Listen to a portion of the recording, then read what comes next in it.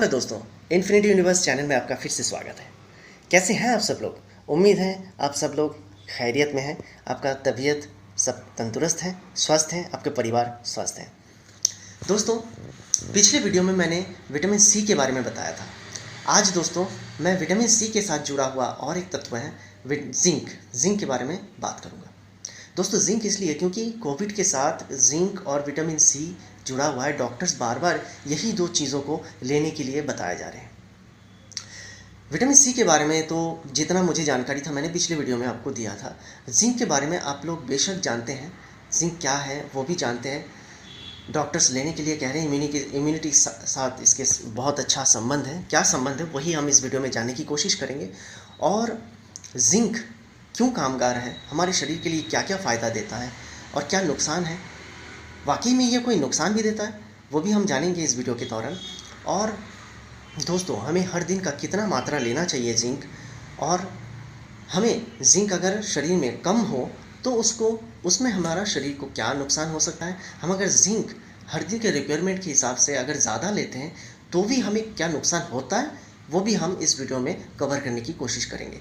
तो बने रहिए मेरे साथ अंत तक दोस्तों जिंक जो है इम्यूनिटी बूस्टर हम जानते हैं, लेकिन इम्यूनिटी बूस्टर क्यों है?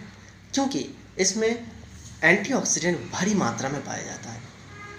और कोविड के लिए ये इसलिए इतना ज़रूरी है क्योंकि जो हमारे म्यूकस मेम्ब्रेन होता है फेफड़े में, वो म्यूकस मेम्ब्रेन को ये जिंक प्रोटेक्ट करता है बाहर की वायरसों से। और कोरोना का काम तो यही होता है कि वो फेफड़े में जाता है, फेफड़े में जाके ये म्यूकस मेम्ब्रेन में बहुत ज़्यादा नुकसान पहुंचाते हैं और उसके बाद बहुत ज़्यादा म्यूकस हमारे फेफड़े में बनते हैं। वो म्यूकस के चलते धीरे धीरे वो म्यूकस हार्ट पदार्थ में बदलने लगते हैं और उसके तहत जो मरीज़ हैं वो धीरे धीरे मौत के गहरी नींद में भी सो जाते हैं। तो इसीलिए डॉक्टर विटामिन सी और जिंक ये दोनों को सही मात्रा में लेने के लिए अभी बताए जा रहे हैं। तो जिंक एक्चुअली क्या क्या फ़ायदा देता है ये भी हम जानेंगे। सिर्फ इम्यूनिटी बूस्टर ये नहीं है दोस्तों, इसके साथ साथ ये हमारे शरीर के लिए और भी बहुत कुछ फ़ायदे देते हैं। वही चीज़ आज हम कवर करेंगे दोस्तों।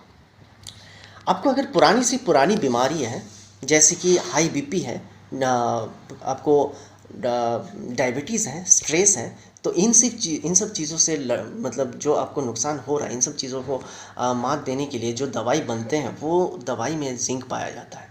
यानी आपको जिंक इसमें भी आप इस्तेमाल कर सकते हैं हाई बीपी, डायबिटीज़, स्ट्रेस को रिलीफ करने के लिए।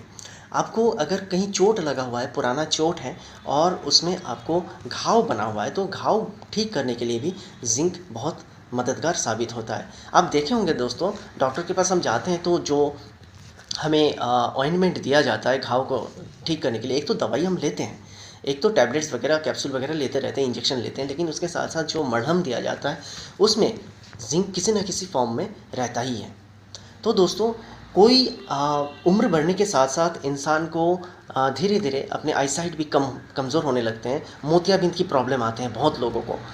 सिर्फ मोतियाबिंद आजकल बुज़ुर्ग इंसान में पाया जाता है ऐसा नहीं है, कम उम्र के लोगों में भी ये पाया जाता है। तो ये मोतियाबिंद को ठीक करने के लिए या फिर मोतियाबिंद आपको ना हो तो इसलिए जिंक का हर दिन का सेवन आपको बहुत ज़रूरी होता है। दोस्तों हम जानते हैं कि हमारे इंसान के पुरुषों में जो स्पर्म पाए जाते हैं, स्पर्म काउंट को ठीक रखने के लिए, फर्टिलिटी प्रॉब्लम्स ना आए, इसके लिए भी जिंक की सेवन करना बहुत ज़रूरी होता है।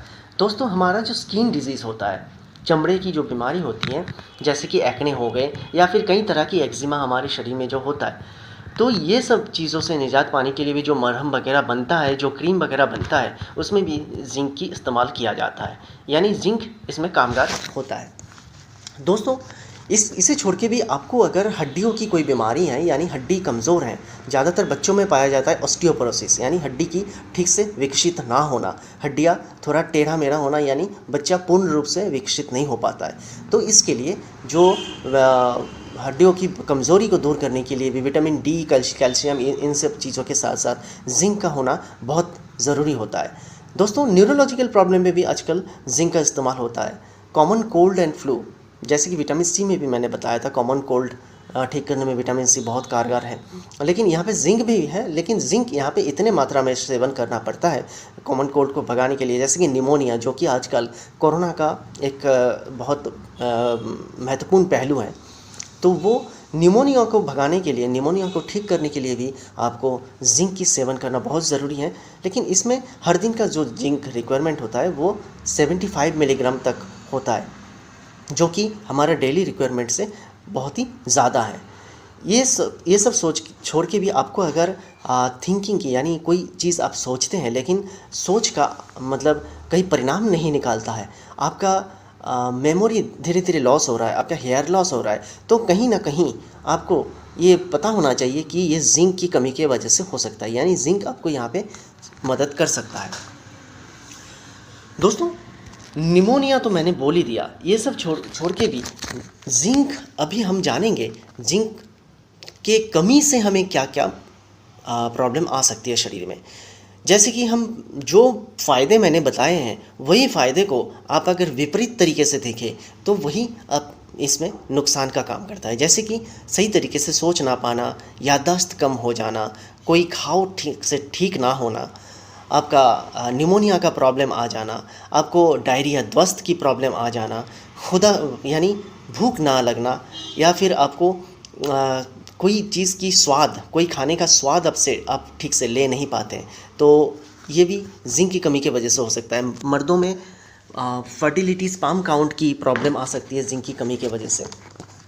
बुजुर्ग में आईसाइट की प्रॉब्लम आ सकते हैं, मोतियाबिंद की प्रॉब्लम आ सकती है जिंक की वजह से, जिंक अगर कम लेते हैं तो।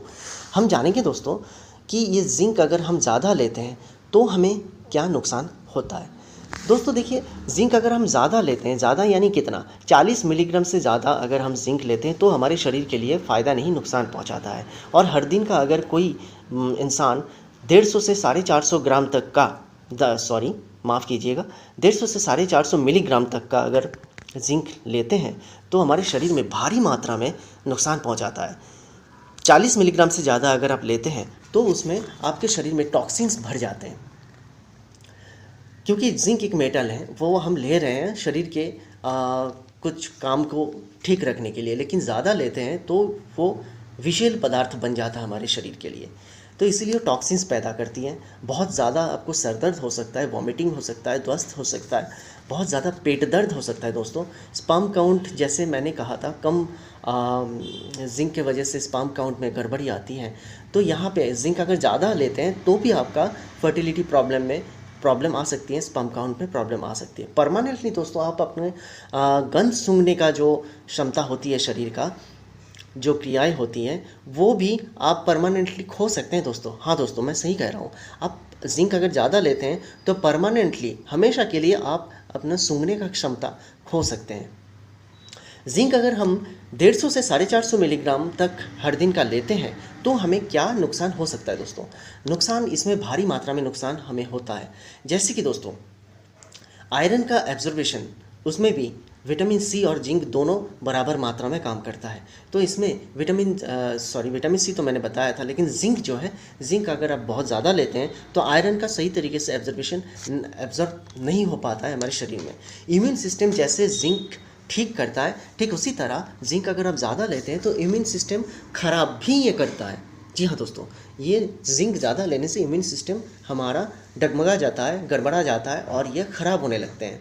हमारे शरीर में कॉपर लेवल की कमी महसूस होती है। हमारे शरीर में एंटीबायोटिक्स, जो हमारा इम्यून सिस्टम बनाए रखते हैं, एंटीबायोटिक्स जो वायरस बैक्टीरिया से लड़ते हैं, रोगों से लड़ते हैं, तो वो एंटीबायोटिक्स को सही तरीके से काम नहीं करने देता, एंटीबायोटिक्स को कमज़ोर कर देता है। जिंक अगर ज़्यादा लेते हैं तो हमारे शरीर में एक अच्छा कोलेस्ट्रॉल पाया जाता है, जिसे लाइपोप्रोटीन कोलेस्ट्रॉल बोला जाता है। ये लाइपोप्रोटीन कोलेस्ट्रॉल भी, जिंक अगर आप ज़्यादा लेते हैं तो ये लाइपोप्रोटीन कोलेस्ट्रॉल की कमी पाई जा सकती है आपके शरीर में।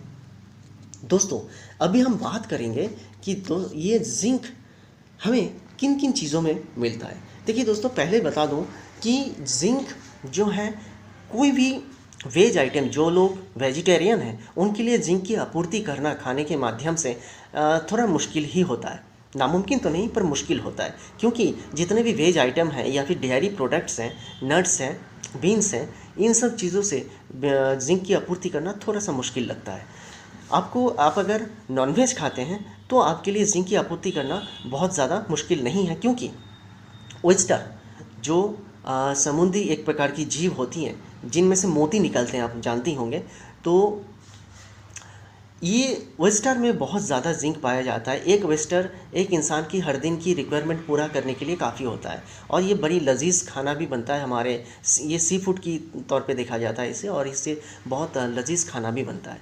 दोस्तों, ये छोड़ के भी रेड मीट, जितने प्रकार के रेड मीट है, बीफ है, पॉर्क है, इन सब चीज़ों में भी आपको जिंक बहुत भारी मात्रा में मिल जाती है। मटन में भी मिलता है, चिकन लेग्स में आपको भारी मात्रा में जिंक मिल सकता है, यानी मिल जाती है। सोयाबीन से बना हुआ टोफू या पनीर, उसमें भी बहुत ज़्यादा जिंक पाया जाता है, लेकिन हर दिन का रिक्वायरमेंट पूरा करने के लिए सोया टोफू काफ़ी नहीं होता। डेयरी प्रोडक्ट्स जैसे योगर्ट यानी दही में भी अच्छे मात्रा में जिंक पाए जाते हैं। बीन्स, मसूर की दालें, कद्दू के बीज यानी पम्पकिन सीड, एवोकाडो, इन सब चीज़ों में भी जिंक भारी मात्रा में पाया जाता है। आलमंड में जिंक पाया जाता है, ओट मिल में जिंक पाया जाता है।